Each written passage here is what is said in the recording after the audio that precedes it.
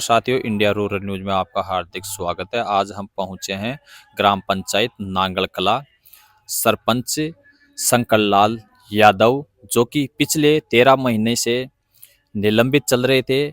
निलंबित पंचायती राज विभाग ने इनको निलंबित कर दिया था। कोई सहकारी का वो एनओसी का मामला था उसमें, और संभागीय आयुक्त ने 2 बार जांच करके इनको बहाल कर दिया। कल कलेक्टर के आदेश पे इन्होंने वापस गोविंदगढ़ में विकास अधिकारी जी ने इनको सरपंच पद वापस सौंप दिया गया है। तो बात कराते हैं आपको सरपंच साहब से, शंकर लाल जी यादव जी, की मामला पूरा क्या रहा। राम राम जी। राम राम जी, राम राम। तो जहाँ काई मामलो रही हो, जहाँ सस्पेंड को पकड़ो मत। मामलो सस्पेंड को ये रही हो मरे ये पक्ष जो भी चुनाव लड़े ना, बस सहकारी को गोदाम और भवन के लिए जमीन मांग ले जा। गांव सारो गांव में चाहो जो आबादी के पास में, अरे बे लोग गलत जगह चाहो जा। न तो कोई सहकारी सही जगह जी, गांव से 1 किलोमीटर दूरी पर जी। और गांव की 90% जनता या चाहो जी भाई गांव में सहकारी होनी चाहिए। सहकारी खुलिया सु बाद पहली भी सहकारी में खुलवाई तो भी मैं पूरी ताकत से सहकारी खुलाई जी। 250 मेंबर नया बनाया जा। बी टाइम में मेरा स्वास्थ्य तरह की जी गांव भाई सहकारी गांव में खुलाओ तो सहकारी खुला जी। अच्छा कि अन्य तरह कोई डाणी वगैरह हमने जा। बाहर न जाए तो मैं मेरा बचना पर रही हो। और एनओसी कौन दी, अब एनओसी मत तो मेरा नियमानुसार सही कौन दी, पर राजनीति द्वेष का कारण गवर्नमेंट खिलाफ हो बस मन सस्पेंड कर दिया। तो फिर जहाँ जांच कितनी बार हुई, पंचायती राज विभाग कितनी बार करवाए, फिर पंचायती राज विभाग खुद की जांच कर तो भी सस्पेंड कर दियो। फिर बिन भेजी संभाग आयुक्त ने, संभाग आयुक्त मैंने 16/1/2024 ने बहाल कर दी, बहाली का आदेश दे दिया जांच में। बी के बाद में फिर दोबारा फाइल पंचायत राज रोकी रखी। 5वां महीना में फिर संभाग आयुक्त ने वापस रिटर्न कर दी फाइल ने रिटर्न कर दी। संभाग आयुक्त फिर 7 तारीख ने 19/7/2024 ने फिर दोबारा पूरी जांच कर फिर बहाली का आदेश दे दिया। इस बीच में 2 बार पंचायत राज भी जांच करवा ली। तो सम्म में निर्दोष पाए गए जो कोई दोष को ना राजनीतिक द्वेषतापूर्ण निलंबित कर रहा है। तो जहाँ फिर तांजे की सरकार, वर्तमान सरकार से को भी कोई समर्थन मिलेगा नहीं, सरकार का तो हाँ मंत्री जी ने तो बहाल किया है भाई, मंत्री जी ने बहाल किया था। सस्पेंड करने विषय तो जनप्रतिनिधि को सस्पेंड भी मंत्री ही करता है। तो पहले मंत्री ने सस्पेंड किया था और अब वाले मंत्री ने फिर दोबारा देख के बहाल कर दिया मेरे को। कब हुआ बाल? बहाली के आदेश हुए थे मेरे 24 तारीख को, 24/10/2024 को, और 25 तारीख को मेरे को आदेश मिला था और 25 तारीख को वीडियो ने ज्वाइन दिला दी मेरे को। तो इतने दिनों में जैसे कि विकास कार्य कितने क्या अव्यवस्थित रहे ग्राम पंचायत नांगल कला? ग्राम पंचायत नांगल कला में उप सरपंच था ना, उसको चार्ज दे दिया था। उसने विकास तो पैसे तो लगाए हैं, काम तो हाँ काम किया है। काम तो किया है। और हमने सुना है कि आप जैसे कि एक जो भी केस वगैरह हो जाते हैं, कोई बंटवारे का मान लो, कोई आपसी भाइयों का झगड़ा मान लो, कोई भी हो, तो आप उसको अपने स्तर पे ही सड़ जाते हो। ये क्या मामला है? नहीं, जब आप मेरे पास आप बाइक लेने के लिए आए हो, उस समय भी मैं उन्हीं के घर बैठा हूँ जिनके आपस में कोई जमीनी विवाद है, और उसी को सल्टाने में लग रहा हूँ। कल मैंने पंचायत का 4 संभाला है और आज से मैं इसी काम के लग गया। जीवन से सरपंच बनने से पहले भी यही काम करता था, आज भी यही काम करता हूँ। जितना हो सके जितना इंसान का भला चाहता हूँ। जनता जनार्दन का मेरे को पूरा सहयोग मिलता है। तो ये टेक्निक कहाँ से सीखी कि आपकी मानते भी हैं लोग, बंटवारा करवाते हो? अब ये तो कोई भगवान की देन है, ये टेक्निक नहीं मानता मैं। यदि इंसान सही पूरी मेहनत करे, ईमानदारी से मेहनत करे, भेदभाव नहीं करे, वो फैसले 100% बैठते हैं। तो आपने आज तक कितने भाइयों के जैसे फैसले करवा दिए? ये तो गणना ही नहीं है। मैं 40 साल हो गया, सरपंच बनने से 20 साल पहले से करता रहा हूँ। जब से मैं बड़ा हुआ 25 साल की उम्र से इस काम में लग गया था।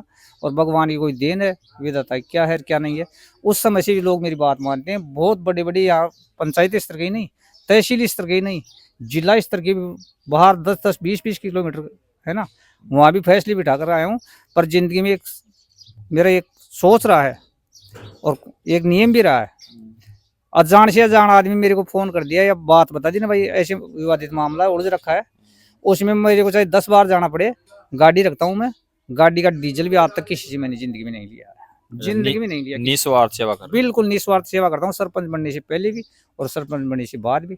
इसे सरपंच पद का भी मेरे को कोई अरमान है। मैं सरपंच हूँ तो न हूँ तो 13 महीने निलंबित रहा।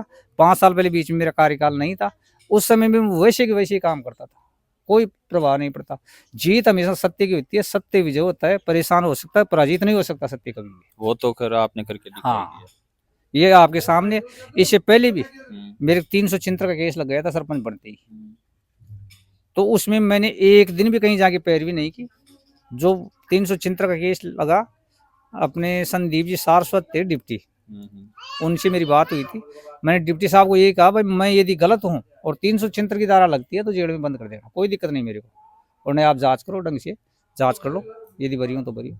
3 महीने मेरी एफ लग गई, 3 महीने में। 3 महीने में वापस एफ लग गई उस केस की 376 की। कोई दिक्कत नहीं आई मेरे को, और कहीं जाना आना नहीं पड़ा, कहीं कहीं नहीं गया इस मामले में, क्यों मैं दोषी हूँ ही नहीं, कि दोषी कौन साबित कर सकता है मेरे को। तो मैंने जिंदगी में एक ही चीज सीखी है, भाई सत्य पराजित नहीं हो सकता कभी भी जीवन में, तो सत्य कभी नहीं छोड़ सकता मैं। उसमें मेरे को कितनी कठिनाई आई है।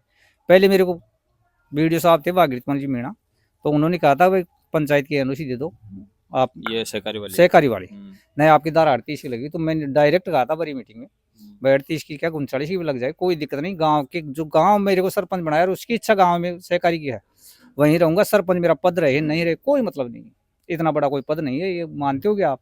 बाकी मेरे दिमाग से कोई बड़ा पद नहीं है सरपंच। अपने पद से ज्यादा आप जनता को मान रहे हो। पहले अपन इंसान है, इंसानियत का काम पहला है, उसके बाद में है सरपंच। सरपंच तो जनता का बनाया हुआ है, और जनता का हित देखते हुए मैं काम करता हूँ हमेशा, हित नहीं करना चाहता कहीं भी। तो आप जैसे कितना परेशान हो नहीं तो निलंबित रहे इस दौरान, एनओसी थोड़ी ना जारी होगी उसकी। नहीं नहीं, तो फिर अब आप कहाँ दे, वो गांव के पास वही में? गाँव में देऊंगा, मतलब मेरे हाथ से तो जाएगी तो गाँव में ही जाएगी, मेरे बाद में कोई भी दे सकता है, वो एक अलग बात है। बाकी मामला भी कोई सहकारी का एनओसी का नहीं था, केवल राजनीतिक द्वेष का कारण था, सहकारी वाला कोई ज्यादा मामला नहीं था।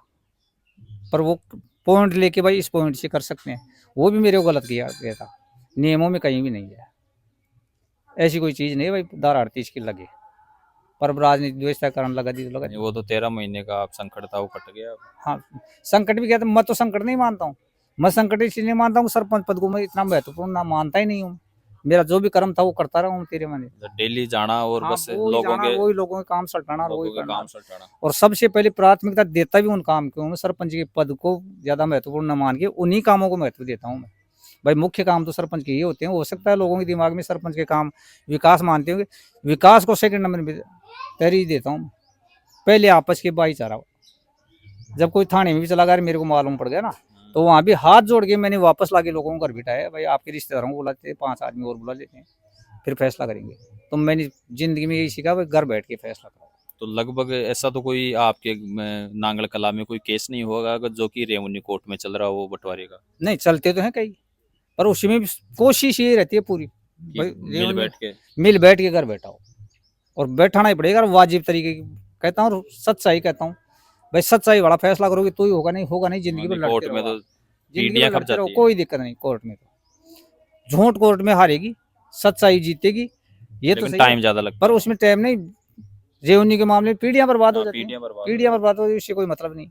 और आपका काम है कि तुरंत काम हो, हाँ, घर बैठ के समझा के, और जनता का भी कोई आशीर्वाद है, मैं जाता हूँ, लगभग लोग मान ही जाते हैं इस बात को, क्योंकि जनता के दिल में एक चीज बची हुई है, भाई ईमानदारी की बात करते हैं, वाजिब करते हैं, सच्चाई कहते हैं, इसलिए लगभग मान जाते हैं लोग।